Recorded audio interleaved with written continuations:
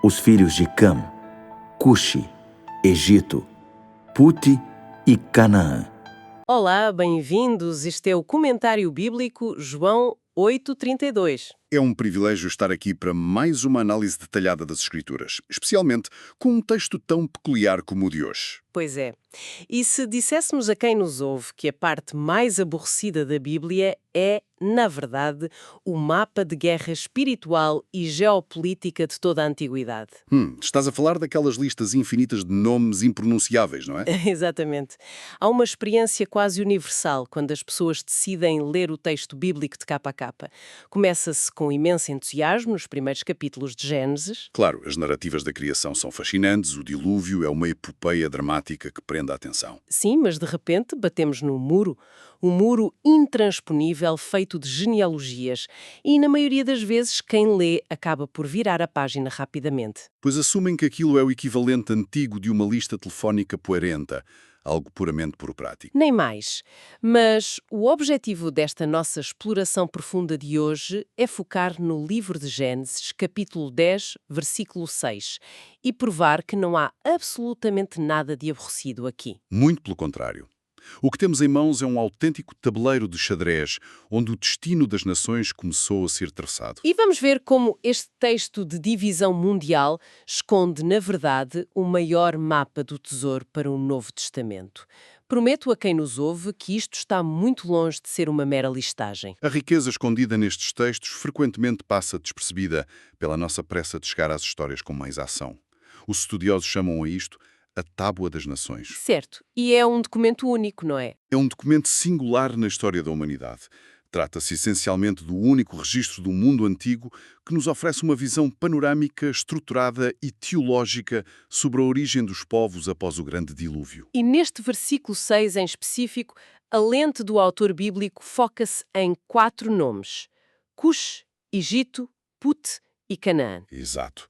A proposta hoje é perceber como as escolhas destes 4 indivíduos, que eram irmãos, forjaram as fundações de impérios e desencadearam conflitos que duraram milénios. São eles que definem o cenário onde toda a história da redenção iria acontecer. Estamos a falar de teologia narrativa em estado puro. Completamente. Mas antes de mergulharmos nas biografias ou nas ramificações destes 4 filhos de Cã, penso que é fundamental percebermos a engrenagem do texto. Sim, como é que os antigos hebreus encaravam o registro da história? Porque nós temos a nossa forma moderna de fazer árvores genealógicas, não é? Pois, para entender o conceito hebraico de Toledot, temos de esquecer essa ideia de uma árvore genealógica estática pendurada na parede da sala. Ou seja, isto é mais com uma fileira gigantesca de dominós, certo? Essa analogia é perfeita. Cada peça que cai não é apenas um novo nome que surge no ecrã da história. É o resultado moral direto da peça anterior que a empurrou. A força com que uma geração cai e a direção para a qual tomba acaba por ditar o percurso inevitável da geração seguinte. Sem dúvida. A palavra Toledot, que nas nossas traduções aparece geralmente como estas são as gerações de, é a grande trave mestra do livro de Gênesis. E para quem estuda o texto é crucial dissecar como este efeito se propaga ao longo dos séculos. O autor usa muito essa palavra, não é? Usa exatamente 10 vezes para estruturar toda a obra. A genialidade disto reside no facto de não ser um mero registro do Estado civil ou burocracia governamental. Então é o quê na prática? O Toledot é o desdobramento histórico a partir de um ponto de origem. Mostra as ramificações de uma semente moral. Mas repara, as outras civilizações da altura também tinham os seus registros, como os sumérios ou os egípcios. Sim, eles faziam as suas listas de reis, mas os anais deles eram pura propaganda política. Para legitimar o poder, misturando reis humanos com deuses e coisas do género. Precisamente. A Tábua das Nações faz algo completamente diferente. Não tenta bajular o ego de ninguém. O que ela faz é estabelecer o palco global para a ação de Deus. Mostrando que a humanidade, na sua vasta diversidade, tem uma origem partilhada. O autor de Gênesis está literalmente a colocar as peças no tabuleiro. Preparando o cenário para a entrada de Abraão, alguns capítulos mais à frente. E é olhando para esse tabuleiro que chegamos à linha de dominós de Cam, o segundo filho de Noé. E é aqui que a geopolítica antiga ganha cor. Temos os 4 fundadores de nações, Cuxo, Egito, Put e Canaã. Vamos lá entender o mecanismo disto. Quem são as pessoas que nasceram de Cuxo? Bem, geograficamente, a palavra hebraica Cush designa a região ao sul do Egito. Aquilo que hoje abrange o atual Sudão e a parte norte da Etiópia, certo? Exato, a área do Nilo Superior. Mas a importância de Cush nesta genealogia não se limita à geografia africana. Pois o impacto formidável surge logo a seguir. Sim, nos versículos seguintes, o texto revela que Cush é o pai de Nimrod. E Nimrod é destacado como o fundador do primeiro império pós-diluviano. Os centros nevrálgicos desse império foram cidades famosas, como Babel, no Planalto de Sinear, e mais tarde Nínive. Ou seja, através da linhagem de Cush, nasce a própria ideia do domínio humano centralizado, de conquista imperial. O que é absolutamente assombroso se pensarmos nisso. A partir de uma única ramificação familiar no continente africano, assistimos ao nascimento da Babilônia e da Assíria. É verdade. Logo aqui, na primeira peça que cai, temos o berço dos impérios que viriam a ser os cruéis antagonistas de Israel em todo o Antigo Testamento. É a origem do sistema babilônico, o arquétipo da rebelião humana contra a ordem divina. Mas lá está, um império expansionista não domina o mundo apenas com ambição. Pois não. Precisa de recursos, precisa de estabilidade económica. E é aí que entra a segunda peça deste xadrez. O segundo filho é o Egito. Mas eu sei que a palavra original esconde um significado muito peculiar sobre como esta nação operava. Sim. O nome original hebraico para o Egito é Mitzraim. A construção linguística desta palavra está na forma dual, o que significa literalmente as duas terras. E isso não é apenas um detalhe gramatical inócuo, pois não? De todo, é a essência de como o Egito funcionava. Historicamente, a nação era dividida entre o Alto Egito a sul e o Baixo Egito a norte, na zona do Delta. E o que unia e alimentava estas duas terras era a precisão das cheias do rio Nilo. Exatamente. Essa estabilidade agrícola monumental fez de Mitzraim a superpotência do mundo antigo, o autêntico celeiro das nações. O Egito tornou-se autossuficiente de uma forma que os reinos da Mesopotâmia deviam invejar imenso. Completamente. Enquanto a Mesopotâmia estava sempre em guerra por recursos, o Egito tinha um Nilo. E a ironia profunda do dominó a cair é palpável. Foi através da linhagem de Cã que surgiu esta máquina económica e militar. A mesma superpotência que milénios mais tarde acabaria por escravizar os descendentes de Israel. Forçando-os a construir as suas cidades-celeiro debaixo do chicote. Mas o império destes também precisa de músculo militar, o que nos leva ao terceiro filho, Put. Put é um nome que não ecoa tanto para a maioria das pessoas, mas cumpria um papel estratégico vital. E historicamente, onde é que eles se localizavam? Put é identificado com a região da Líbia e outras áreas adjacentes do norte da África. O livro de Gênesis não gasta muitas linhas com ele no imediato. Mas nos textos proféticos posteriores a história muda, certo? Muda bastante. Nos livros de Jeremias e Ezequiel, os descendentes de Put são recorrentemente descritos como povos ferozes, guerreiros mercenários. Ou seja, eles eram os aliados táticos que forneciam o poder de choque para o Egito. Nem mais. Sem a força militar de Put, a influência egípcia não teria tido o mesmo alcance de intimidação no mundo antigo. Mas toda esta tensão parece afunilar para um único pedaço de terra. O quarto filho, Canaão. Indubitavelmente, o nome que carrega o maior peso teológico e narrativo em toda a primeira parte da Bíblia. Porque o nome designa a própria terra prometida. Os descendentes de Canaão seriam tribos como os Jebuseus, os Amorreus e os Evos. Exatamente as nações que ocupariam essa terra antes da chegada de Josué. O que começou com 4 irmãos a partilhar o mesmo espaço após o dilúvio, transformou-se em civilizações em rota de colisão frontal com Deus. Mas esse foco em Canaã exige que façamos uma pausa para resolver uma tensão que ficou pendente no capítulo 9. Pois a hostilidade das nações cananeias não surgiu do nada. A semente foi plantada na tenda do avô deles, Noé. Espera, tenho de te interromper aqui e fazer o papel da advogada do diabo. Força, qual é a questão? Essa é a passagem que deixa qualquer leitor moderno desconfortável. O texto diz que Noé planta uma vinha, embriaga-se e fica despido na sua tenda. Um momento de fraqueza trágico para um patriarca. E depois Cam, o pai destes 4 homens, entra, vê a nudez do pai e, em vez de o proteger, sai para contar aos irmãos a rir-se da situação. Sem qualquer sentido de proteção e honra que aquela época exigia. Mas quando Noé acorda e percebe a falha do filho, ele profere uma maldição. E a maldição não cai sobre Cam, cai sobre o neto, Canaã. Pois à primeira vista parece uma decisão estranha. Soou uma tremenda injustiça divina para quem nos ouve hoje. O filho erra e a conta cai no colo do neto inocente. Como é que justificamos isto teologicamente? Essa é, sem dúvida, a pergunta central para entender o resto da narrativa. Temos de regressar ao conceito do toldot, o efeito dominó que referiste há pouco. Portanto, o tal comportamento que se propaga pelas gerações. Exatamente. O que Noé faz não é lançar um relâmpago de castigo aleatório sobre uma criança. A declaração dele é essencialmente profética e descritiva. Ou seja, não é prescritiva. Ele não está a desejar o mal ativamente. Não. Ele observou a inclinação moral do seu filho Cá.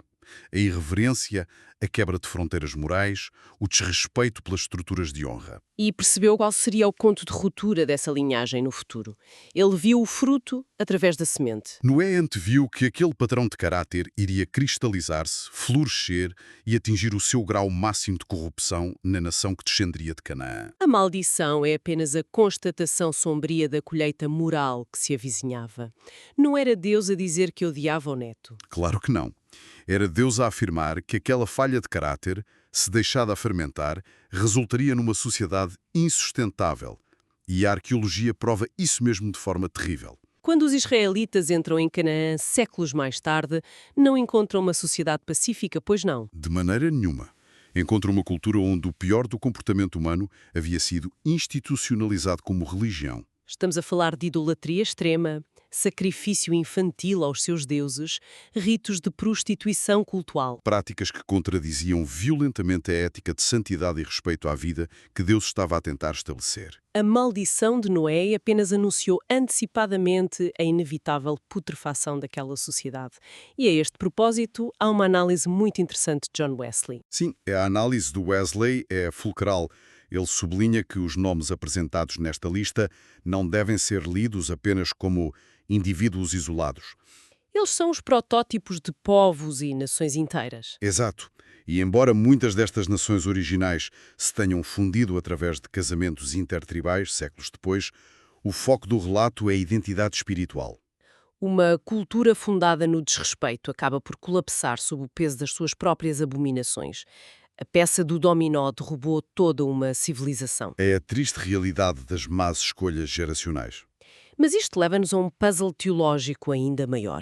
Se estamos a falar de nações que geraram impérios rebeldes, opressores de Israel, os grandes vilões da história... Sim, porque é que o autor gasta tanto tempo e tinta preciosa a nomeá-los com tamanho detalhe, não é? Exatamente. Se estavam destinados ao julgamento, por que mapear a sua existência de forma tão meticulosa? Porque a narrativa bíblica não é a história de Deus a apagar nações do mapa com desdém. É a história de um Deus soberano que atua através do caos humano para executar um plano de redenção. Nenhuma destas nações estava fora da esfera da providência divina. Nenhuma. Vejamos o Egito, por exemplo. Foi a fornalha da escravidão. Mas antes disso, foi providencialmente a grande incubadora do povo de Deus. Certo, quando a fome ameaçou a dizimar a família de Jacó, foi o Egito, gerido por José, que os acolheu. Acolheu 70 pessoas e permitiu que se multiplicassem até formarem uma nação de milhões. Canaã, por sua vez, foi o cadinho, o campo de batalha indispensável para forjar a identidade de Israel. E até Cush, que deu origem à arrogância babilónica, tem o seu arco de redenção. Nos profetas Isaías e Sofónias, lemos promessas lindíssimas de que o povo de Cush teria ofrendas a Deus. Isso faz-me pensar num apontamento muito profundo do livro Patriarcas e Profetas da autora Ellen G. White. Essa é uma ótima referência para este contexto. O que é que ela destaca? Ela reforça a ideia de que Deus nunca abandonou nenhum segmento da família humana. As migrações, as fronteiras, tudo foi guiado por uma mão invisível. A providência não anulou a liberdade das nações, mas orquestrou os resultados para que os propósitos soberanos se cumprissem no tempo exato. O caos das nações servia ao plano da graça. Esta visão impede-nos de ler o Antigo Testamento de forma redutora ou tribal. Sem dúvida. Não há um determinismo cego onde certas linhagens estão eternamente amaldiçoadas sem esperança. Deus usa o tabuleiro inteiro. E se nos lembrarmos da perspectiva de John Wesley, é impossível rastrear o DNA exato das nações modernas até estas 70 famílias. O caldeirão da história misturou toda a gente. Do ponto de vista teológico, isso destrói qualquer ilusão de superioridade racial. Lembra-nos de que todos viemos do mesmo berço, sofremos da mesma rebelião e precisamos da mesma redenção. E é na palavra redenção que o gênio de Gênesis te explode em significado. Porque esta Tábua das Nações não é um muro intransponível. É um mapa, e o mais deslumbrante é como este mapa prepara a grande explosão de graça no Novo Testamento. Para percebermos isso, temos de ligar o domínio ao inicial ou o domínio ao final. Pensemos no evento do Babel. Fundado por Nimrod, o tal descendente de Cush. Exato. Ali, as línguas foram confundidas e a humanidade espalhou-se devido ao orgulho desmedido. A punição foi a divisão. Mas se avançarmos milénios, chegamos ao livro de Atos dos Apóstolos, capítulo 2, o dia de Pentecostes. Agora há compreensão em vez de confusão. E o texto bíblico de Atos faz questão de listar meticulosamente os povos presentes: partos, medos, habitantes da Mesopotâmia, do Egito e da Líbia. Ou seja, na prática, a lista de Atos 2 é a resposta divina à lista de Gênesis 10. A mesma pluralidade de nações agora escuta a proclamação de Deus na sua língua. A promessa resgata aquele que o orgulho dispersou. É um fecho de ciclo absolutamente brilhante. O mapa da humanidade dividida era, na realidade, o mapa da missão que Jesus entregou à Igreja. Quando Jesus disse "Ide por todo o mundo e pregai", o mundo que ele tinha em mente era este. Deus catalogou as nações para resgatar. Isto altera completamente a forma como abordamos uma página de registro civil. Transforma-a numa declaração da soberania amorosa de Deus. O Deus da Bíblia não é a divindade local de um clã no Médio Oriente. Ele é o Senhor que preside sobre os descendentes de Cush, os construtores no Egito e as tribos norte-africanas. E chegados a esta compreensão panorâmica, parece-me um momento perfeito para trazer esta discussão para a nossa realidade. É o momento de olharmos para o espelho. Sabem, a beleza de uma autêntica escola bíblica não reside apenas em encher a cabeça de factos fascinantes sobre geopolítica ou tradições hebraicas. Isso é conhecimento válido, claro. Mas a verdadeira transformação acontece quando percebemos como isto afeta o nosso cotidiano e as decisões que tomamos hoje. Então, qual é a síntese prática que podemos retirar de toda esta complexidade histórica? A primeira lição vital é que Deus conhece a história de cada povo e, consequentemente, conhece a história da nossa própria família e o nosso nome individual. Ninguém é apenas um número numa genealogia gigante. E a segunda lição? É sobre a esperança contra o determinismo. O contexto onde nascemos pode ter sido manchado por erros graves de gerações passadas, como aconteceu com Cá. Mas a nossa origem não dita fatalmente o nosso destino final? Exatamente. A providência divina atua através das consequências humanas. Deus usa os cenários mais corrompidos para trazer luz. A graça atua em campos imperfeitos. Os dominós do passado não precisam de nos esmagar se deixarmos Deus intervir na nossa vida. Esse é o grande alívio desta passagem. Não estamos presos aos erros dos nossos antepassados. E é com esse pensamento provocativo que terminamos hoje. Olhamos para Gênesis e vimos como as escolhas destes fundadores ecoaram por milénios. Decisões tomadas numa tenda afetaram impérios inteiros. Mas a questão introspectiva que deve ficar a ecoar no final desta nossa análise detalhada não é sobre os povos antigos, é sobre nós. Que direção estamos nós a dar ao nosso próprio tolestote familiar? Se a nossa vida hoje fosse uma semente narrativa que vai dar frutos daqui a 100 anos, que legado estamos ativamente a construir nas nossas comunidades? Estaremos a empurrar as próximas gerações com o peso do egoísmo ou seremos um marco onde a graça de Deus começou a corrigir o rumo? A escolha continua a ser feita todos os dias. E assim concluímos mais um comentário nesta nossa jornada. Fica o desafio para reflexão e até à próxima.